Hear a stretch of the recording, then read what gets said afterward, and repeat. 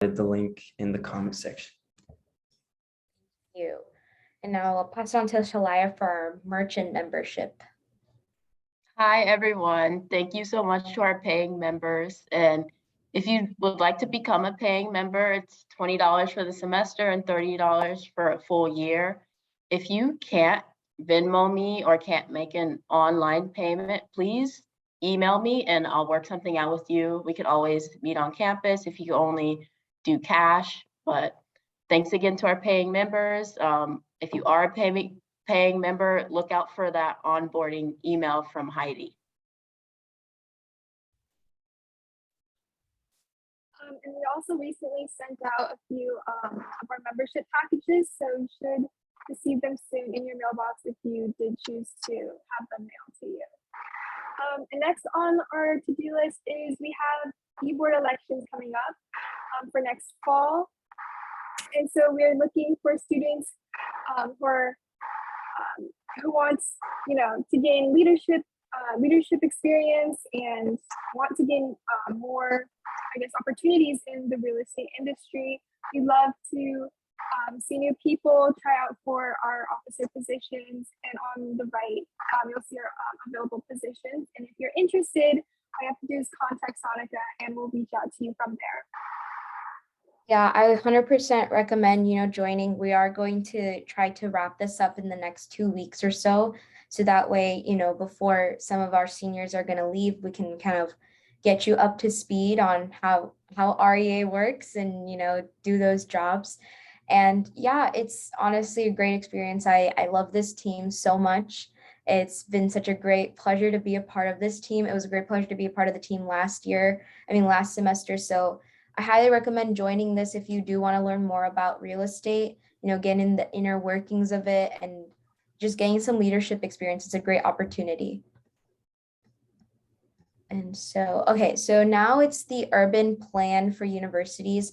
So this is just like we've mentioned before, this is a 12 to 15 hour unit in which students, professionals, etc., can learn more about urban planning and developing land. And so we haven't gotten like a date of like when they're going to stop, letting people apply or volunteer. So we're just going to keep talking about this until then. But if you are interested to learn more, I've put in the instructions down in this. I put the instructions in the chat, but all you'd have to do is email orangecounty@uli.org with the subject interest in urban plan. And you can inquire about volunteering, being in the program, or just if you want to learn more. We know that ULI is kind of a very hefty price and it's hard to come by to get that money. So definitely this is an opportunity where you can easily get in without having to pay, and you can learn so much more about ULI. I think Andres can talk about that later. He's going to a few ULI meetings, he's a part of it, and he can attest to how great this whole organization is. But yeah, that's like one way to get to know the organization more. And then next we Brandon Yamato, who we had a few weeks ago, who works at MetLife, came to us with the Future Leaders program. So essentially that is a program for freshmen and sophomores. It's called an externship, and it's essentially just a program from Monday, August 1st to Friday, August 5th, I believe. It's a week-long externship, and honestly, they teach you they expose you to different careers in investment management, specifically in MetLife. There are some eligibility requirements, but it's pretty much just be a freshman or a sophomore. I highly recommend doing these types of programs because, that the whole reason why companies do this is so that they can get like a sense of who's joining, and they'll be on the lookout for you when you apply.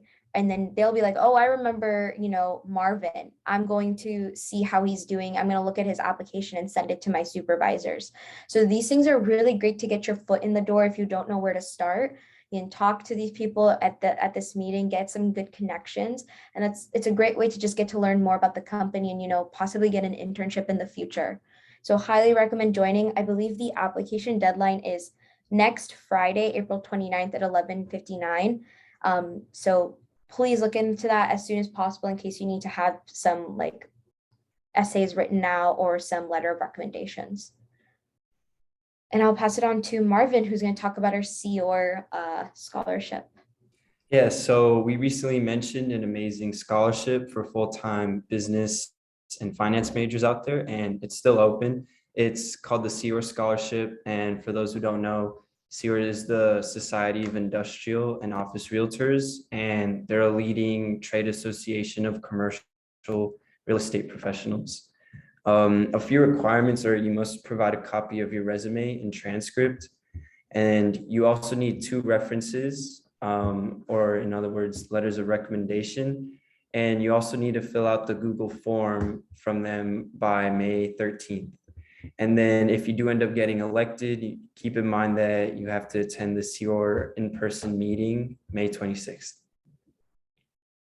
Yeah, so, you know, as I always say, scholarships important. They get you associated with so many amazing people. You know, we've talked about it with Crew. It's the same thing with COR. It's gonna be $3,000 for us each recipient. So it's a huge opportunity.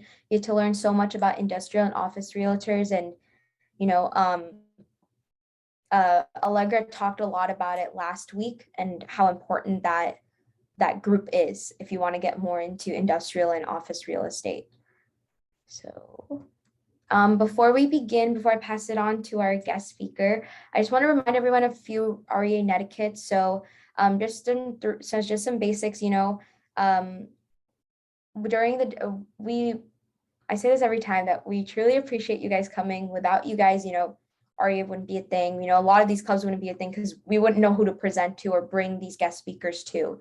And so in order to, one, respect the guest speaker's time and also to ensure that everyone gets the most out of each conversation that we have, we would really appreciate if everyone could keep their questions and comments to the end. And if you want to ask a question, please utilize the chat function. This is just to ensure that the guest speaker can, you know, get through their presentation as well as properly facilitate the questions that are coming in and answer them like when the time comes. And also, when it does get to the Q&A section, we would really appreciate if everyone could just use the raise hand function. This is going to help the e-board really like ensure that everyone gets their turn, you know, and gets to speak and ask questions and talk to the guest speaker. And, you know, Zoom fatigue is real. We've been dealing with that for the past 2 years. Sometimes I don't want my video on, or, you know, I don't want to talk. So don't feel like you have to raise your hand and talk with the mic on. If you don't want to, you can always use a chat function and someone from the e-board will like let the speaker know that you've asked a question. So yeah, that's pretty much it. And without further ado, I want to present Andrés Meave. He is a financial analyst at Dedeaux Properties, and I'm going Anthony, but I'm gonna pass it on to him, and he will get started. Hold on, How's it going, everyone? Could I share my screen, Sam? Yes, I'm gonna give that to you right now. All right, you should be able to share your screen. Okay. Could everyone see this? Yes. Cool. All right, well, hello. Feels great to be back at REA. It's pretty funny coming back after just a semester. So basically a little bit about myself. My name is Andrés Meave. I do recognize some faces or some names in the past in here. So I was a previous REA president last semester, and I graduated in December. I started working at Dedeaux Properties pretty much right after in January. So I only had a couple of weeks off and then just got straight to work. So I feel like this meeting could be a good opportunity to learn firsthand on what you can do to set yourself up for the future if you want to work in the development world or even in real estate. I think that I've met a couple people in different fields within real estate. So if anyone has any questions about what fields you want to join, I mean, definitely ask. Throughout this presentation, feel free to ask as well. Any questions, or maybe put it on the chat box and we could hold off till the end. Whatever you guys want. I have a couple background information about my company, and then we'll dive right in. So let's see. So who are we? Dedeaux Properties. I know it's kind of a funky name, French name, so it's a little hard to pronounce sometimes, but essentially a little bit about ourselves. We started as a logistics company. That's actually our parent company. It was started by Dedeaux. He was a professional baseball player. He was a Dodgers baseball player, and then once he got out, he started coaching at USC, became like a pretty huge USC baseball coach, was there for a very, very long time. So he pretty much, if you go to USC, he has a strong hold over there.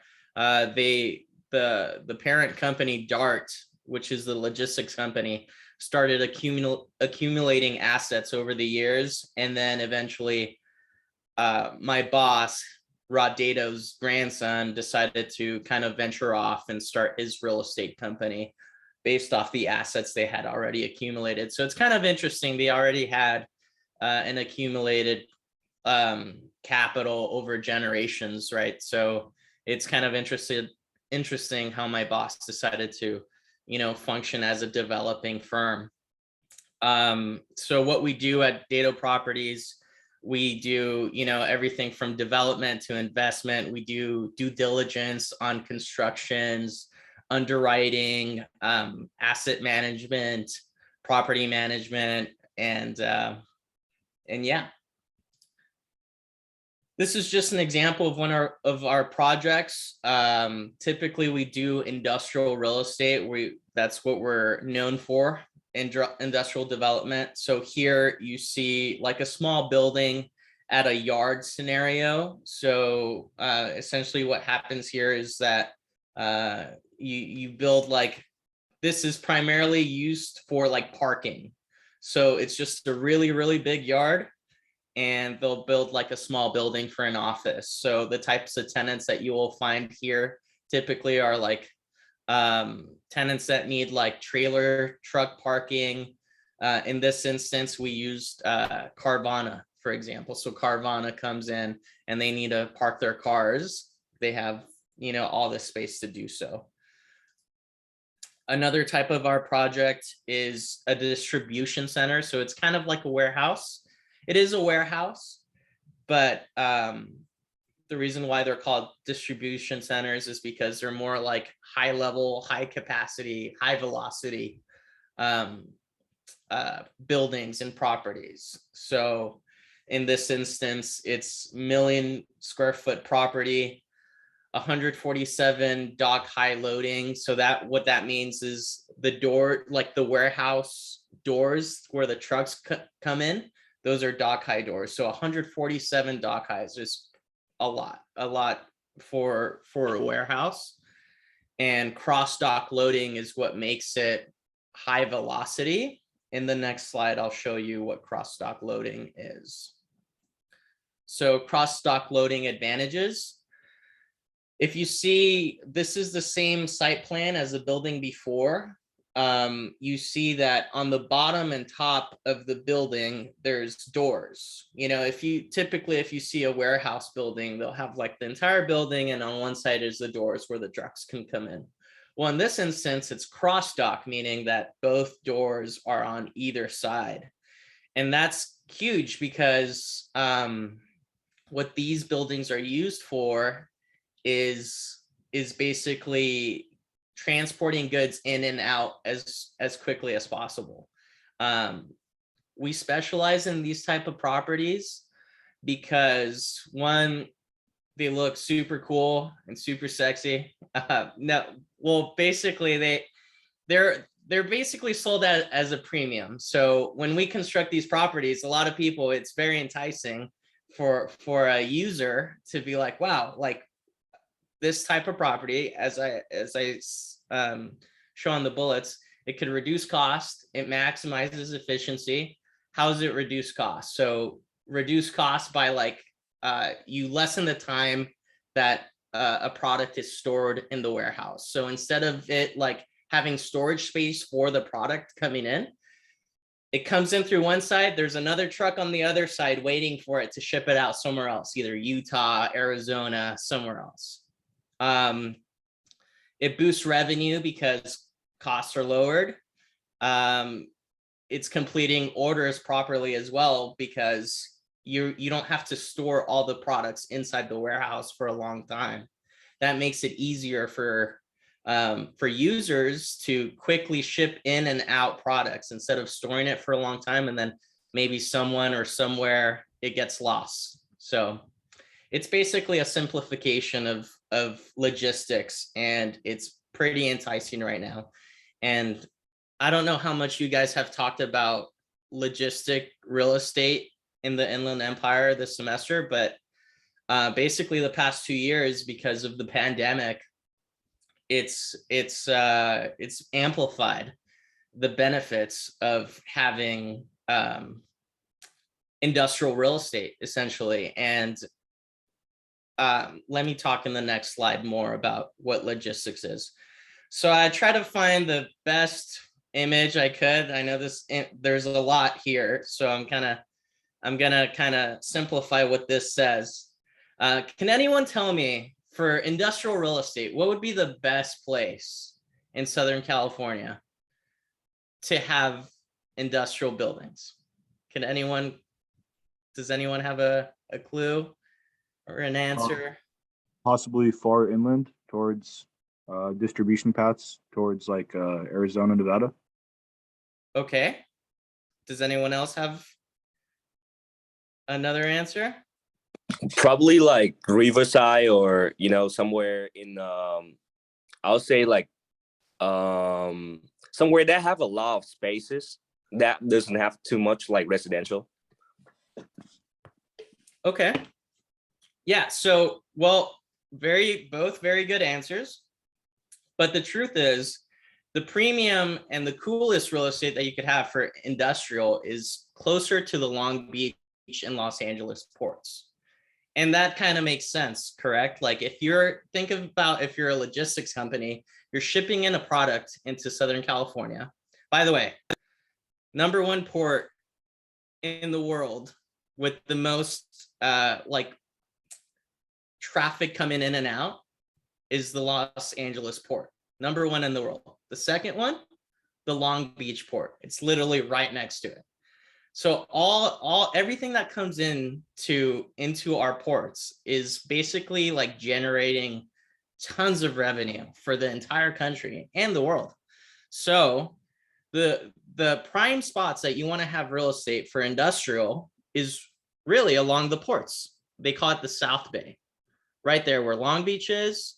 And you see there's something called the Alameda Corridor. That's basically like a rail that transports goods throughout Los Angeles. You see it, it's like a purple arrow. So all that area is very enticing for users because they get the products right in from the ports, and then they could store it right wherever they want and then ship it out, right? Well, what's been happening is that because there's so much demand and because of the supply chain like constraints, users need more space. And unfortunately, there's so much development already throughout Los Angeles. You can't really have a big warehouse anymore. You can't really build a bunch of warehouses. There's a bunch of buildings that are old. So what do they do instead? Okay, well, maybe we'll go up and go east a little bit where there's more land. So like City of Industry right next to us, right? You look out Cal Poly Pomona, you could still see a bunch of grass and a bunch of land available. So the closer you are to the ports, the better it is. There's something that's called drayage, which is the cost of how much goods, the cost to transport goods throughout. I'm sorry, let me repeat that. The cost of transporting goods, that's what drayage is.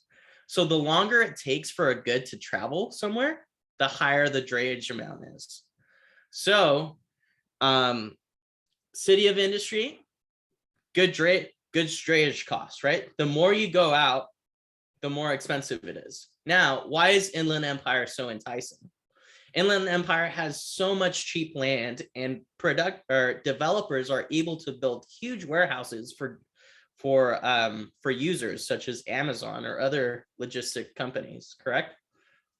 So that's why the Inland Empire has been so hot the past few years, is because developers have been just like taking advantage of these low cost lands, and they've just been developing upward, making buildings and making these huge buildings. In Ontario, there's like a 5-story building that's just for warehouse. I mean, that's not something that's very common, and people are able, or developers are able to build these amazing buildings because of the low cost of acquiring land. Now, because there's so much high demand in land, the land price has exponentially increased the past couple months, you know, and it's getting worse because inflation is higher, land prices are higher. So it's just coming into a time where it's just like, it's really interesting to see where everything will play out. I hope that makes sense. All right, well, moving on. So I already talked about the company, about what we do. I want to talk about a little bit about what I do personally. I'm an analyst. Basically what an analyst does is analysts do underwriting. So there's different types of analysts. In my case, what I do is I work with our acquisitions team. So the team that sources deals, they'll find a property. How a developer works is that they'll talk to a broker. A broker will reach out and be like, hey, we found this property. Are you interested in buying it? So what the acquisitions team will do is that they'll say, okay, we might be interested. Let's look at the cost of purchasing this property. Let's analyze. And this is a typical pro forma of what you do to analyze a property.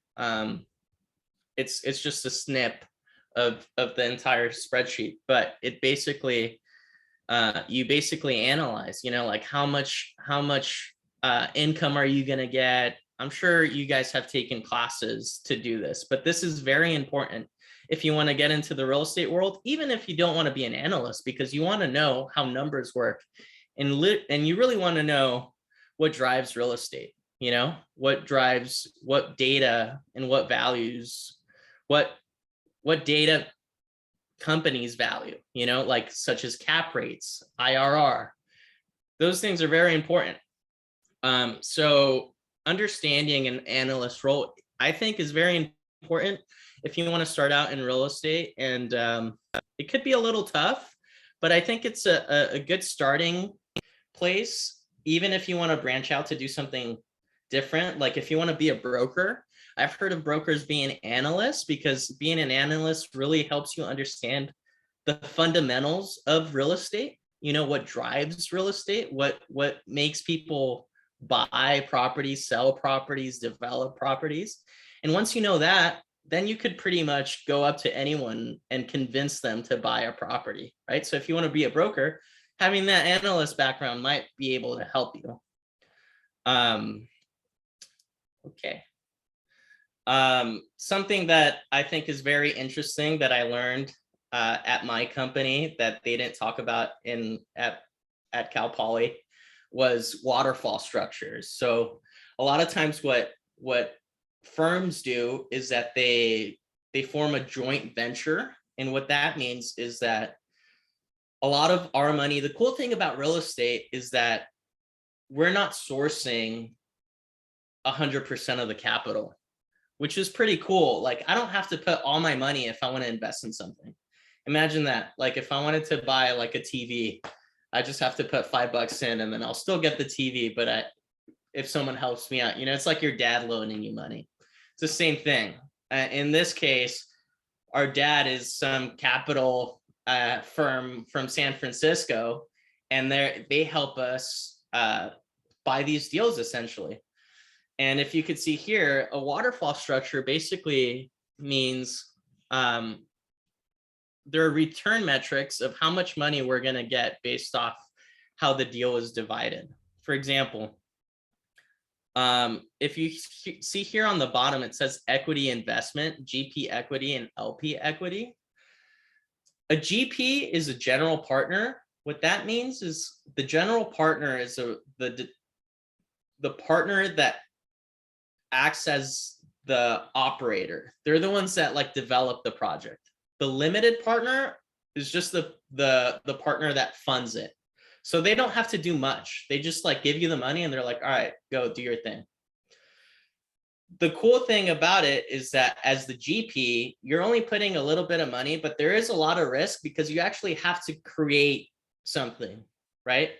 So, and having that execution is costly and it's hard.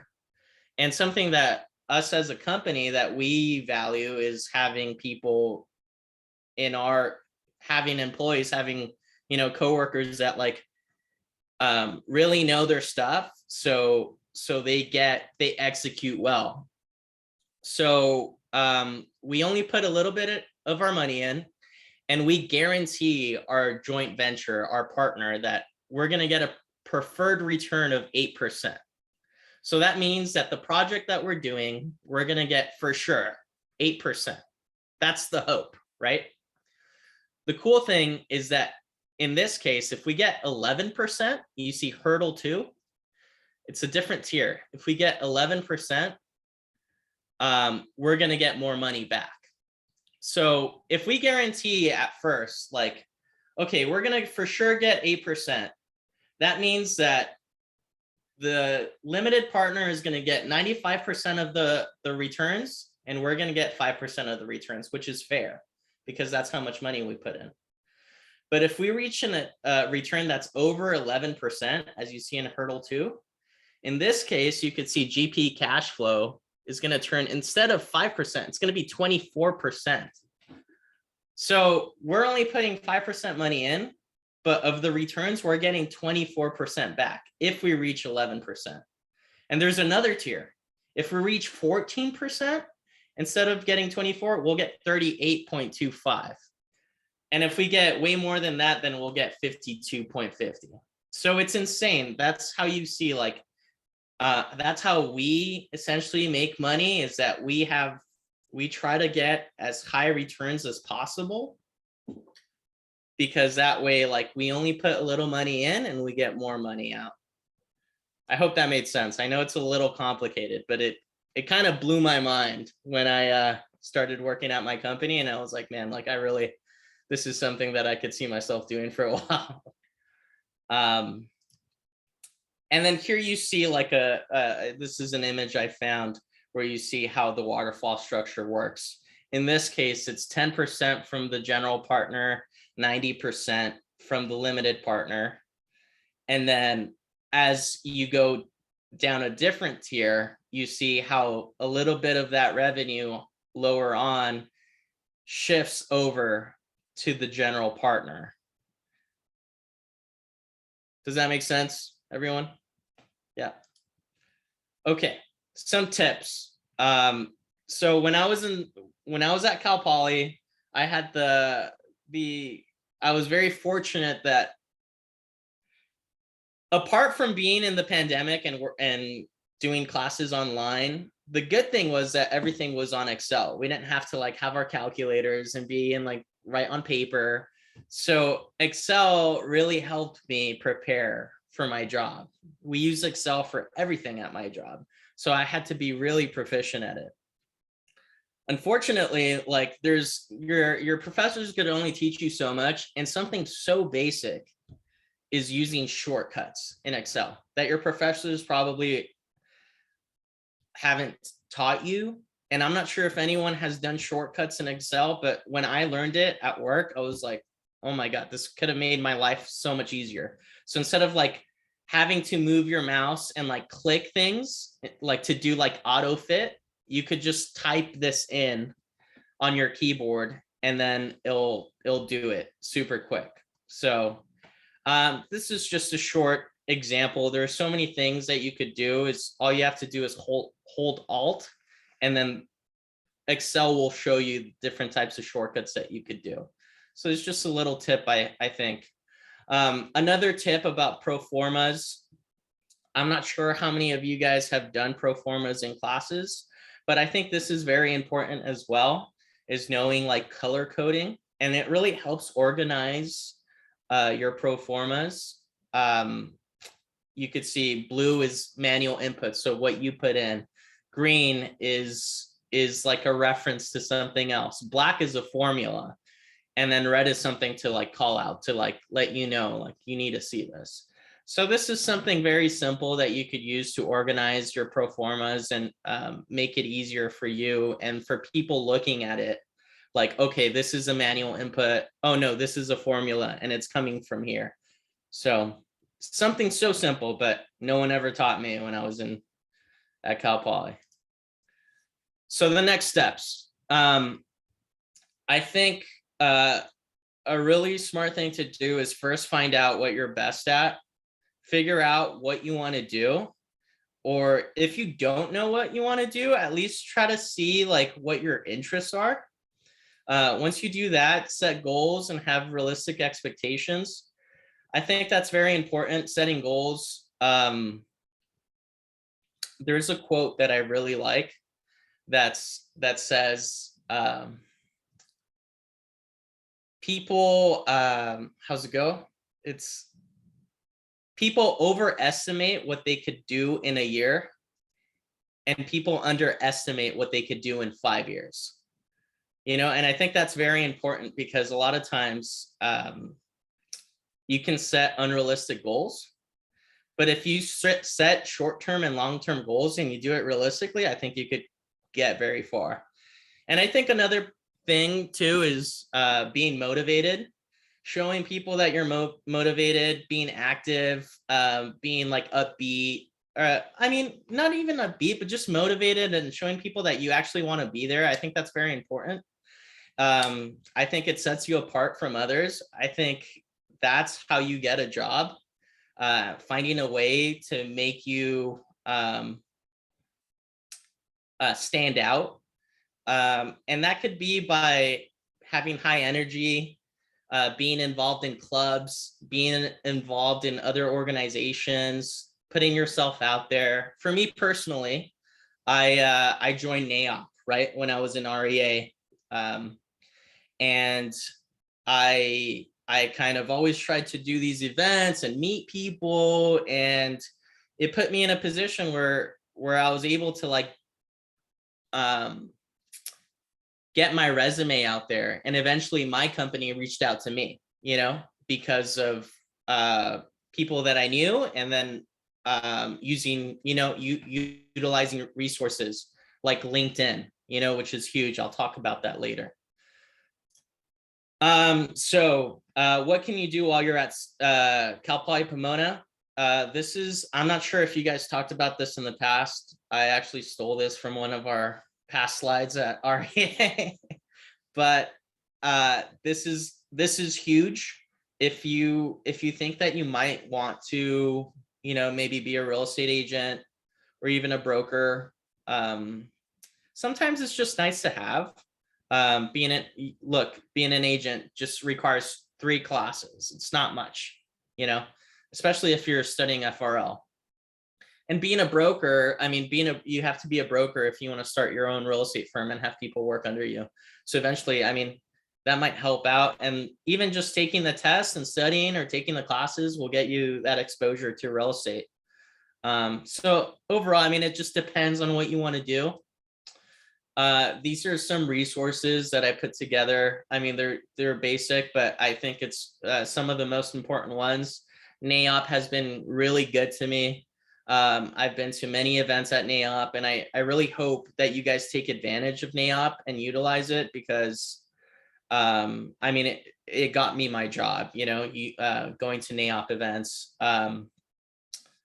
ULI, as Sanika was talking about earlier, overall, like Southern California real estate, it's big, but also it's small. So like having that small network of people, eventually like you'll build yourself as a professional, and then people will start to recognize you and notice you. And that's very huge, because maybe you want to do a deal with someone later on in your life, or maybe it's going to get you ahead by getting another sweet job, sweet gig at another firm that you've wanted, you know, you never know. So utilizing these resources to network is huge. And whether it's NAOP or ULI or maybe anything else, I mean, just again, putting yourself out there, getting out of your comfort zone is very important, because that's eventually like what's going to set you apart.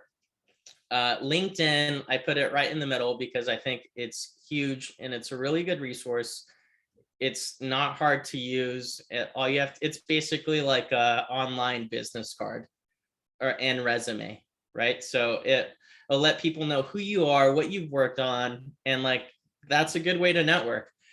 Every time that you guys are on these REA meetings, like you guys should reach out to the guest speakers and add them on LinkedIn, you know, connect with them. You never know, like if they'll help you out. That's what I did. And that's what helped me. So I really encourage you guys to do that. Utilizing Wall Street Journal as a student. I'm still paying the student rate. And hopefully they'll never ask me when I graduate, because I want to keep paying that rate for as long as I can. It's about like $4 a month or something ridiculous. So usually it's like $30. So you guys, $30 a month. So I think it's a great way to be informed of not just the real estate market, but just the economy in general. And it also has other news resources too. And it's relatively unbiased. So I think it's a great medium to utilize. The Real Deal is a little more specific to real estate. I think that's very important. I think I'm pretty sure they have an Instagram page, but also like online, they have a website subscription. So I would utilize that. Break into CRE is another thing.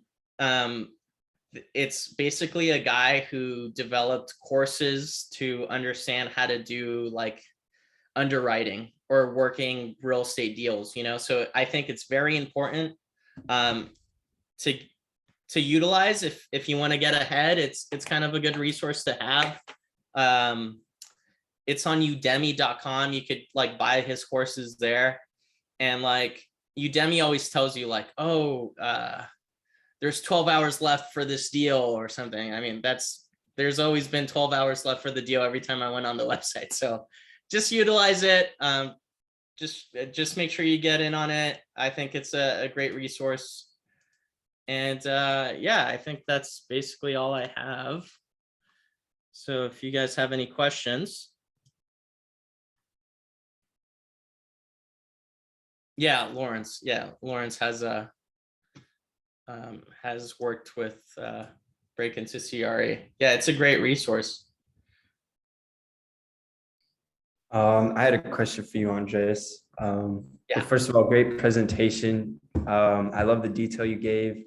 I didn't know about that waterfall concept either. Very interesting. As an analyst, what would you say has been one of your biggest obstacles in learning about it and just overall being an asset in that space? Yeah, I think the biggest obstacle of being an analyst is the technicalities of it and how like really like in tune it is to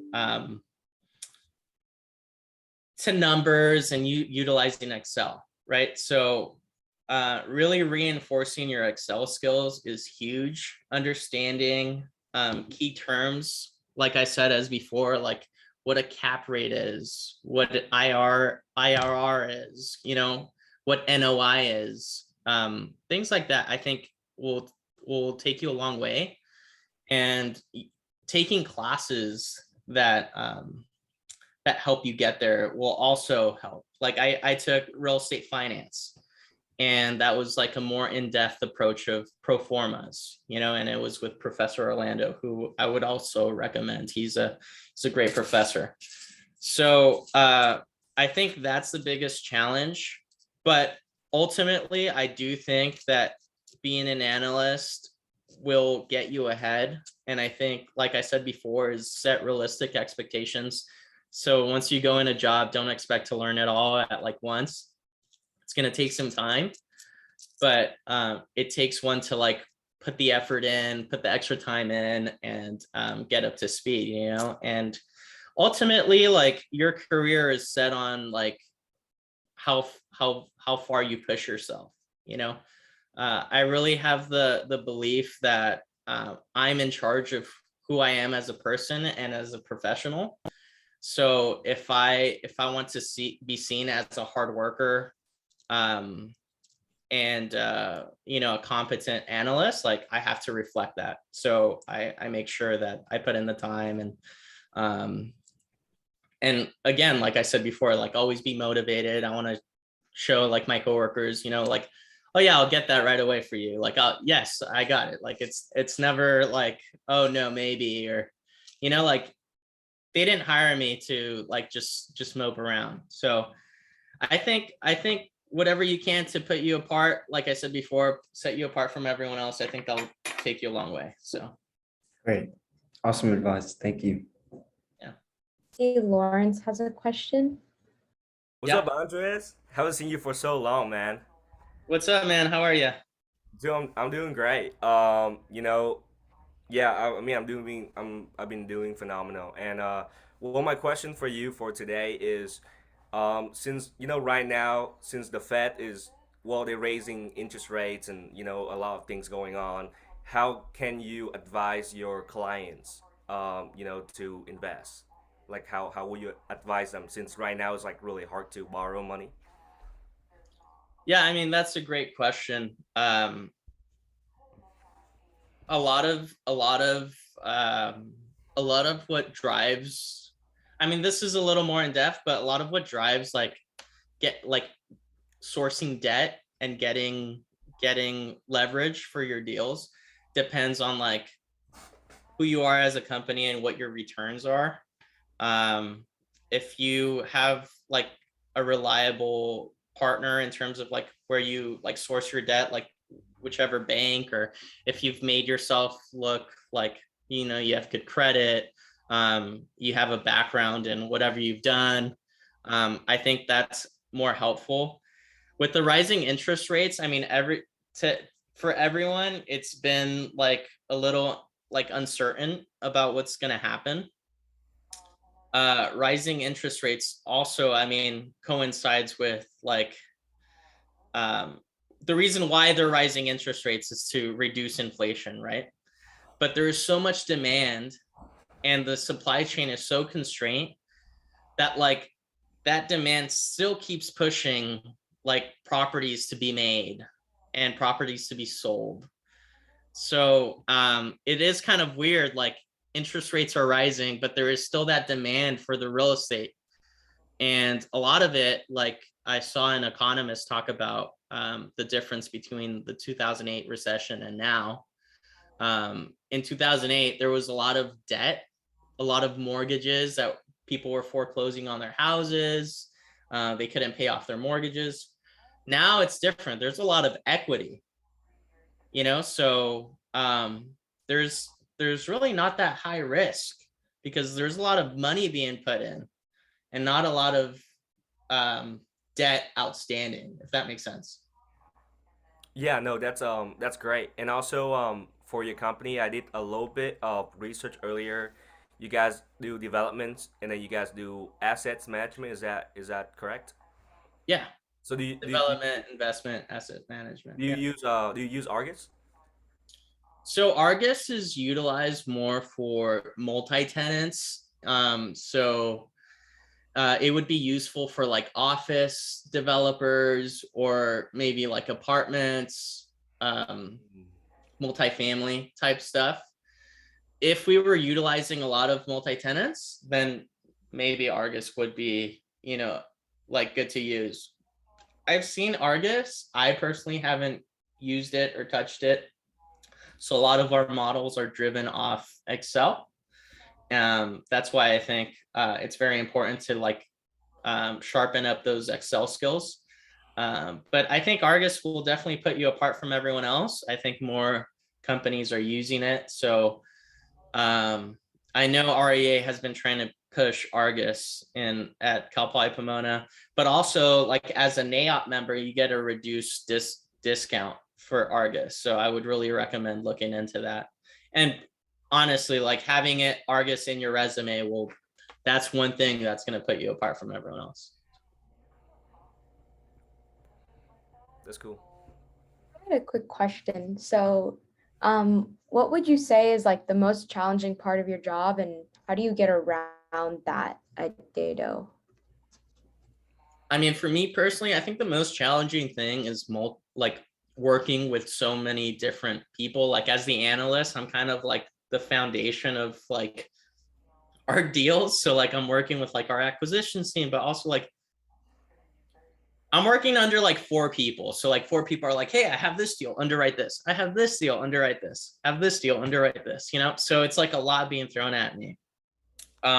So what I have to do is really manage my time and prioritize properly. And I think I'm pretty grateful because it's something that I've been pretty good at dealing with like throughout my life. I've done it at the university and I've done it in previous experiences in the past. So I'm really, I take pride in my ability to multitask, but it is pretty challenging, and also doing it while learning too. So it is kind of hard, but you know, you just gotta stay motivated and keep trucking on, and things will get better no matter what. I really believe so. You got to stay optimistic, and just because like it's like so hectic in your entry level job doesn't mean that it's going to be the worst job ever. You know, like everyone goes through it. That's what you have to realize. Everyone goes through it. Just hustle, and you'll get to a spot where like hopefully like all you have to do is chill and put your money in, and then things will grow. You know, so yeah. Can I have a last question for Andres from me? What's up? Okay. Well, my question is for you because earlier Sanika was talking about how what's challenging me. I know a lot of analysts, especially the guys from JLL and CBRE and other big firm. When I talk to them, they're very tired. They work long hours, and you're as an analyst, you know that you will be expecting working a large amount of times, and you're gonna be working probably 6 a.m. to like 9 p.m. and you're gonna be going. So you said about staying motivated. So how were you able to stay motivated? Like what type of routine do you? This is a personal question, so I don't know if you don't have to answer it, but what do you do? Like, what's your day look like? Yeah, I don't know if I mentioned this in the past, but one like philosophy that I live by is like not comparing myself to anyone. And if I'm going to compare myself to someone, it's going to be me from a year ago. So I'm always about self-improvement. And if I'm ever thinking like, man, this is hard, I look a year back and I ask myself, am I doing better than I was last year? And if the answer is yes, and I'm like, hell yeah, keep going, And if it's no, then it's up to me to say like, okay, let's fix it. What do I need to do to get to a better place than I was last year? And that's one of the short-term goals that I set for myself is, okay, find a way to make yourself better. One thing that I do to stay energized is go to the gym, just find your own happy place. Find something that makes you kind of chill out, meditate, like going to the gym, reading, whatever it is. I think it's very important. I think overall stress can like be detrimental to your work, but I don't think stress necessarily is a bad thing. I think stress is needed because it keeps you kind of, with your wits. You got to be a little witty when you're working. So like you need a little bit of pressure in order to like improve, I think. I mean, everyone's different, but from a personal standpoint, like I think pressure kind of helps me keep trucking and moving ahead. Overall, staying optimistic, realizing that I'm at an entry-level position. Eventually, I'll be in a position where I could delegate, so my job isn't as hard. And, having positions like here as these guys in REA, like being a board member, you realize it. Like if I put all the work on myself, it's harder. But if I start delegating, it gets a little bit easier, you know? That's what you got to realize. Like you start at this position, but eventually it gets better and it doesn't take too long to get there either. So yeah. Marvin. Yeah, I have one more question to close off. Who do you or how do you typically present your data and to who? Like, how does that work? So that's a good question. Like a lot of it is with like there's a director of asset or of acquisitions. Mhm. So he'll ask me to underwrite something and then I'll quickly email him back as soon as I can of what the returns are for a certain deal, right? Okay. Say if we have capital partners, we have to do like an investment memo. And that's another thing, like when you work at these firms, they do investment memos and this say like basically this is the property that we're working on. These are our returns. Basically like a PowerPoint dictating Okay. like what you like the site plan of the place, what our projections are, what we're planning to build, the Mhm. hurdles that we're facing, you know. Is it sort of like a pitch deck that Exactly. you're presenting to your investors and stuff Yeah. like that? Yeah. Okay. So you basically like take the numbers, you make sense of them, and you simplify it for them. Yeah, exactly. Anyone else?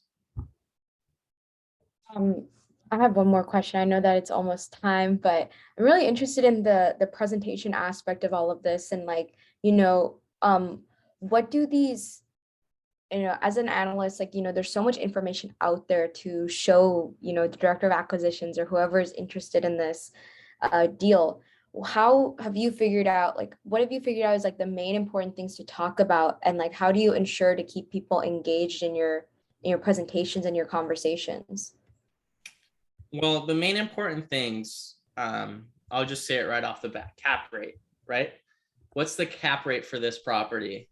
Like cap rate is a very simplified metric of how good the property is doing.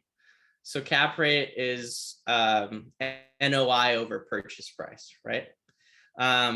Second return is IRR. That's another metric. IRR is basically what drives the deal.